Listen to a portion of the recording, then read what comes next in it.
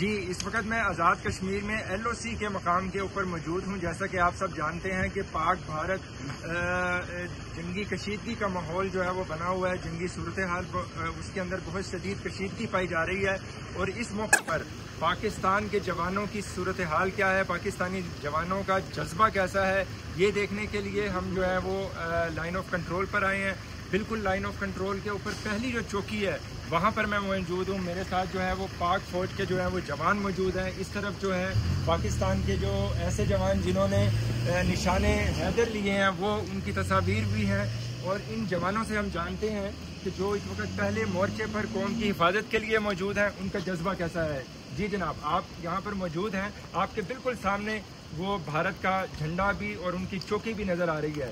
تو آپ کا جذبہ کیسا ہے، کیسے حفاظت کر رہے ہیں پاکستان کی؟ ہم اپنے ملک کے لیے دن رات تیار ہیں، دن کو بھی جاگتے ہیں، رات کو بھی جاگتے ہیں.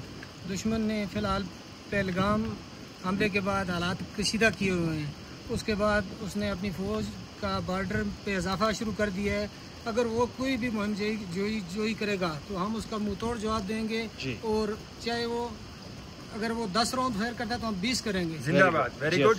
یہ پاکستانی فوج کے جتنے جوان یہاں پر نظر آ رہے ہیں پرعزم ہیں، اور ساری رات جاگتے ہیں، سارا دن جاگتے ہیں، اور پوری اپنی جفا کشی کے ساتھ جو ہے وہ بارڈر کی سرحدوں کی حفاظت کے لیے ہموطن گوش ہیں. تو ہم ان کے ساتھ نعرہ بھی لگاتے ہیں پاکستان زندہ باد کا. پاکستان زندہ باد، پاکستان زندہ باد.